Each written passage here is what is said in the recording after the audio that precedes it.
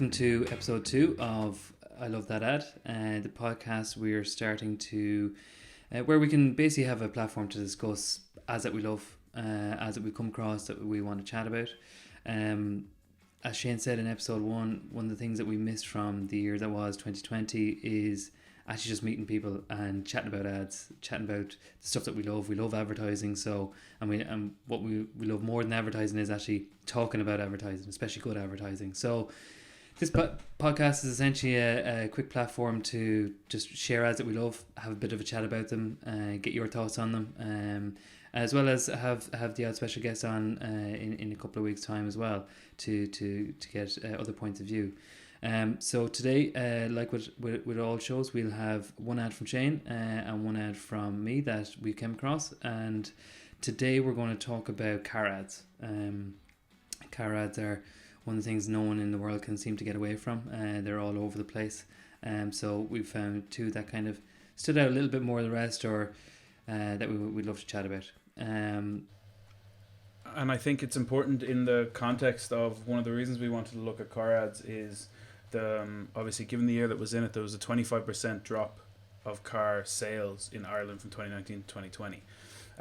Based on that, I don't know about you, Aaron, but I feel like I'm seeing more car ads or hearing more car ads, even localized car ads from like dealerships that are nowhere near me, and that's obviously as a response of like 25% is a massive chunk. Yeah. And I know it's different around different parts of the country. I think Dublin is slightly higher in the 30s. But yeah, so it was just, we said we kind of pay homage to the motor industry and kind of, because there is some great works around there, and has been through the years with regards to car ads. So in this time where they are currently being challenged based on consumer sentiment. Are you, Shane? It's a bit of an off-topic question here, but have you found during lockdown or even last year, you're listening to a bit more radio than you would do? Yes, as someone who traditionally listens to no radio, unless it's Sunday morning. Unless it's Sunday morning, and I've been through Neil Delamere, I've been through Mario Rosenstock. They just need to give me someone who is going to take that time slot and stays with it, because turns out it doesn't matter who it is. If they're in that time slot, I love them. That's peak Shane happiness time, is Sunday mid-morning slot. If I give you some information that's strange localized information I shouldn't know about, or about Irish history, or the fact that GA jerseys were knitted by nuns, you're like, that must have been on Mario's Sunday roast or whatever it was called when Neil Delamere did it. The reason is I have as well been listening to a lot more radio, and I'm listening to local radio, so it's very local to the area, and you're hearing a lot of Mullingar personalised car ads and stuff like that, but it's across nearly all the brands now. So it's just funny to see that shift into the localization. Yeah, no, mine. I listen to really just the two. I listen to RT Radio 1, Today FM mainly, unless because I'm not driving anywhere, so you wouldn't be trying to find out apart from a bit of Christmas FM, obviously in December. But I'm still hearing very local ads on those. Like I'm assuming I'm listening to So on Today FM, I think I'm hearing a few. Like I think I heard one from a dealership in Louth and like different things like that I was just kind of surprised to hear. But it just obviously then this information came out, and I was in market for a car, so I was definitely more conscious of ads and who's selling cars and what offers they're doing anyway. Yeah. In 2020, so I just thought it was interesting. I think it's an interesting industry. It's an industry that has a massive amount of spend and a massive amount of strong work globally in its back catalogue. So I think it's good to kind of to have a look at some of what we think is good work, be it old or new. Yeah, with that in mind, will you kick us off there with your ad? Yeah, I'll kick us off with my ad. You have the link there, do you? Yeah. Okay, so hit play whenever you're ready. Go.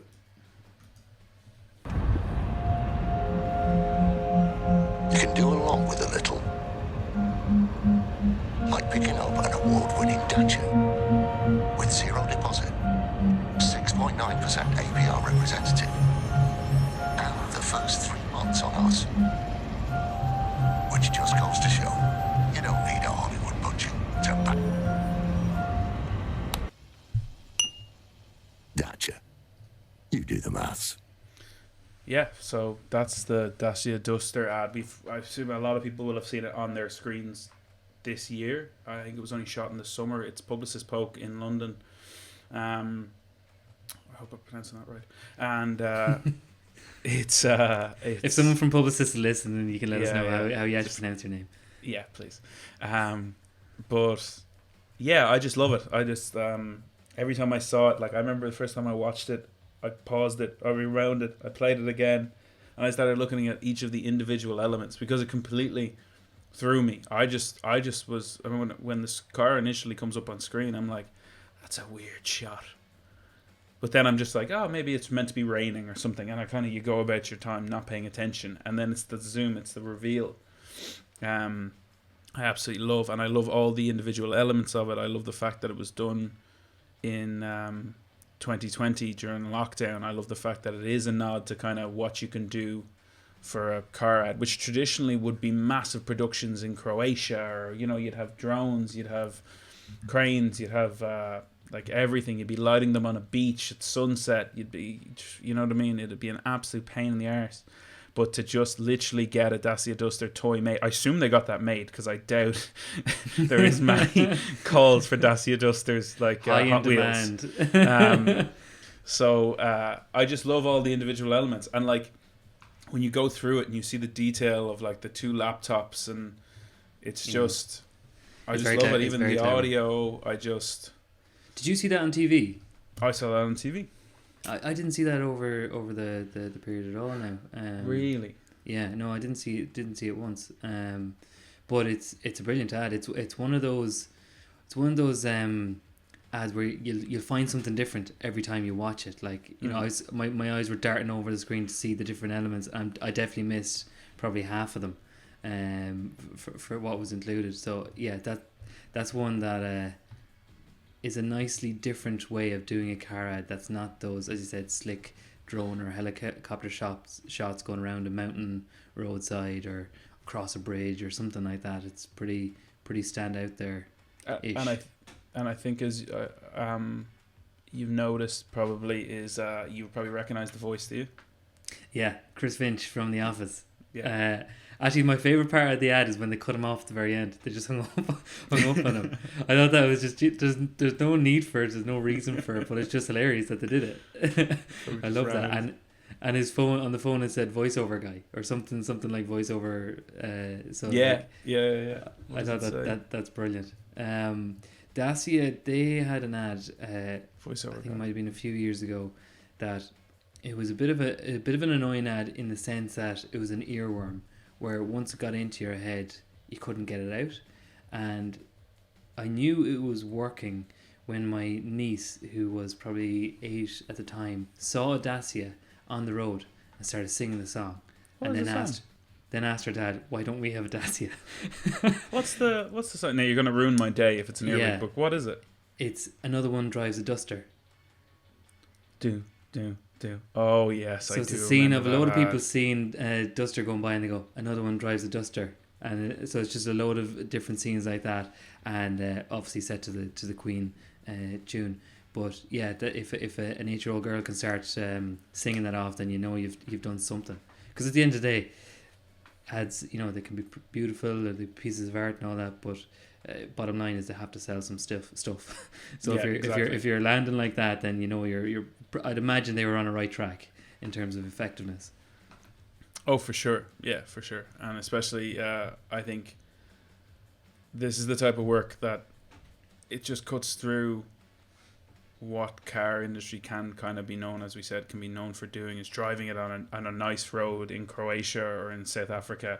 One road I'll never get to drive my car on, so I don't technically care to see my car driving or my future car driving on that road. I want to know how quick the wind wipers are.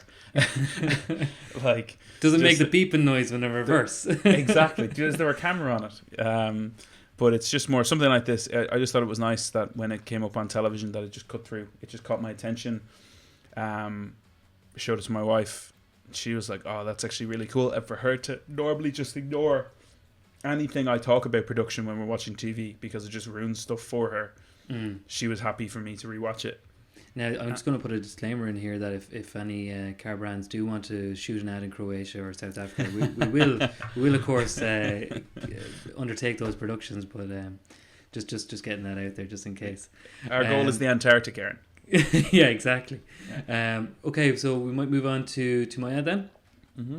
So if you have the link there, so this is before you press play there, Shane. This is definitely more of a vintage ad, and the reason I'm sharing this is because I've heard the story about how it was made, and kind of it got me triggered into looking a bit more about it. So whenever you're ready there, you can press play. Play.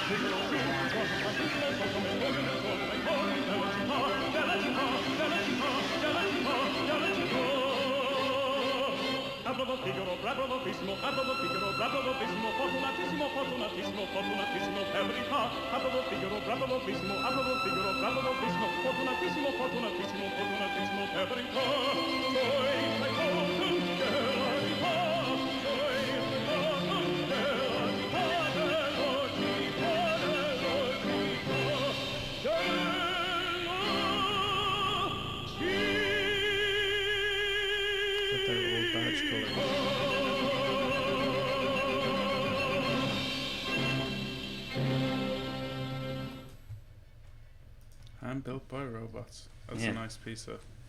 So what's the story behind it? So the copy, I think, the hand built by robots is just a savage line. I think that's a brilliant line, and the guys who came up with it, they worked in CDP in London at the time. Before they came up with the idea of the shots that we just saw there, they had that line. So that was almost their anchor point to create it. So there's a podcast called Stuff from the Loft by Dave Dye, and the very first episode is a legendary producer from CDP, Sir Frank Lowe, and he was working on this project, and just the way they had the stuff that they had to do to get the piece made, the actual process of making the cars, that was a whole new process. That it was automated, it was built by robots, and it was all the outer shell was done automatically. So that was pretty cool in terms of the time. So they said, let's show that hand built by robots, great line. So when they went to actually shoot it in Italy, there was major protests, political upheaval, a lot of protests, and a lot of factory workers were on strike because they felt they'd lose their jobs. So they're there ready to shoot the ad, but they can't get into the factory because they need to get in and shoot it. And a couple of weeks before the production, the marketing manager for Fiat got shot on the steps of the factory. It was that volatile. Everyone was saying if they go in, they'll be murdered, they'll be shot.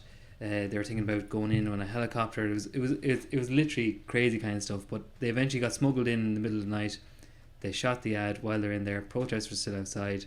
Got it done. Filmed the track stuff in France, and recorded it. But obviously, one of the most significant things about that ad is the soundtrack. That Barber Seville, it's pretty dramatic. It works really well. I think it's a perfect piece of music. The reason they picked the Barber Seville is when the word Figaro kept getting mentioned during the piece. The car was originally called the Rizzo, and the copywriters and art directors thought Rizzo sounds like Figaro. We'll use this song in the ad. Then they changed the name of the car to the Strada, which sounds nothing like Figaro. Like they're like, works. Just keep it going. About 300 to 400,000 pounds back in the 1970s that cost to make, which is astronomical when you think about it. But they just went and got it done, and I just think it's a really cool piece of work. That aired at the News at 10, the full 2-minute break, which was the first time that's been ever done from a media buying perspective. So it was really kind of stretched the it stretched innovation back then in terms of media buying, as well as being I think it's just a really great, nice piece of creative. And it's amazing the way, so what, this 1979, Star Wars came in 1977. Wow. So CP3O, R2D2, those noises, because I could hear those noises throughout the piece, those little kind of like, these like really, yeah. So like kind of droid or robot kind of mania was really starting to kick off around them with people, and then seeing something that's only been in science fiction up to now actually building a car, I imagine for people was insane.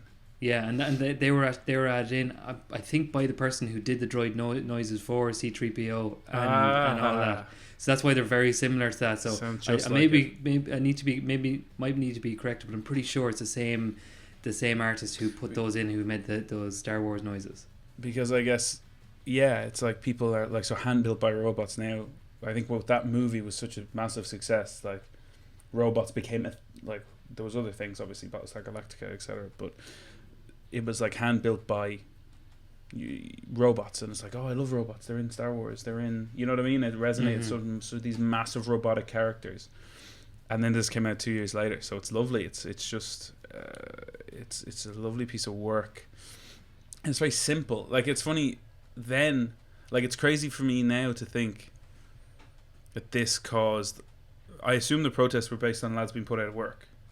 Yeah, there's political upheaval all over Italy in general around then. So what's they call it? The Red Brigade. I don't know what that means in terms of who was fighting against who, but it was caught up in all of that. And like there's a lot of murders and shootings and all that kind of crack. So they did this in the midst of all that. I love when a strong piece of music is picked, and that's almost the spine of a good ad. And you know, sometimes we get that in this day and age, you know, harping back to what we talked about in the last episode. John Lewis were great at that when it came to their Emotional Lads a couple of years ago. They'd have, and that song would almost nearly be number one or something. It'd be on everyone's Christmas playlist at that year. But you don't see it as much in this day and age. Well, I think one of the reasons for that is probably cost. Like you mentioned the Duster. Another one drives a Duster. Like that must have been, because I think what film? So you know the film.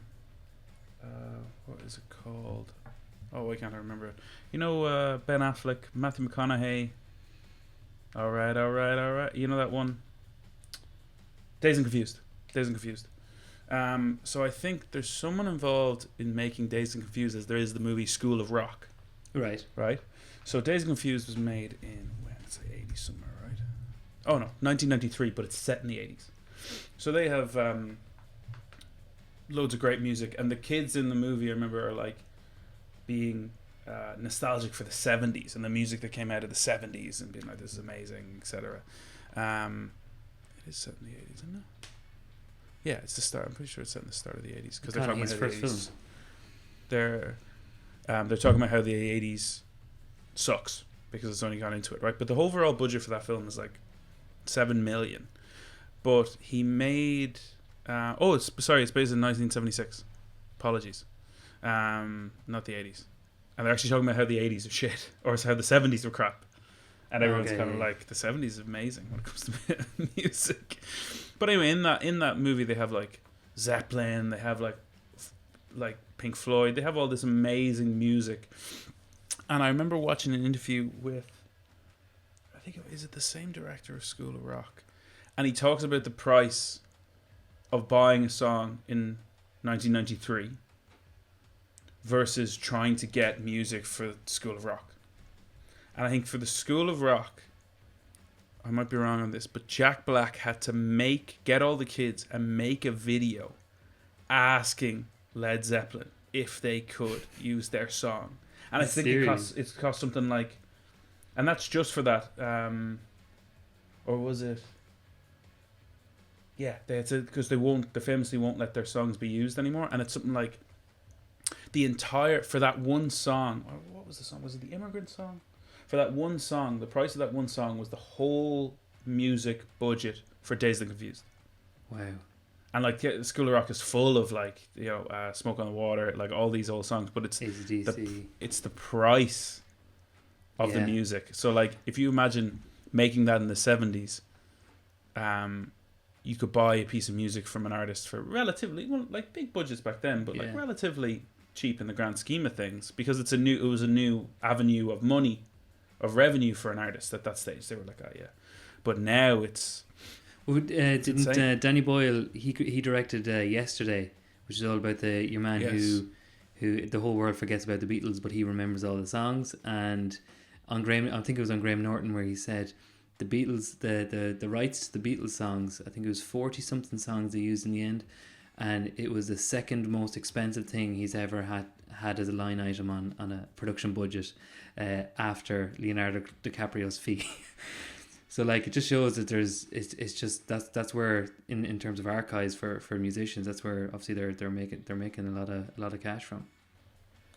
Like, it's crazy. Sorry, I'm just reading here now. It's approximately a sixth of the film's budget of Dazed and Confused was used for 70s hits. So you've got Bob Dylan's Hurricane, you've got Foghat's Slow Ride, you got Black Sabbath's Paranoid, you got Leonard Skinner's Tuesday's Gone, Aerosmith's Sweet Emotion, like all of those songs in one film.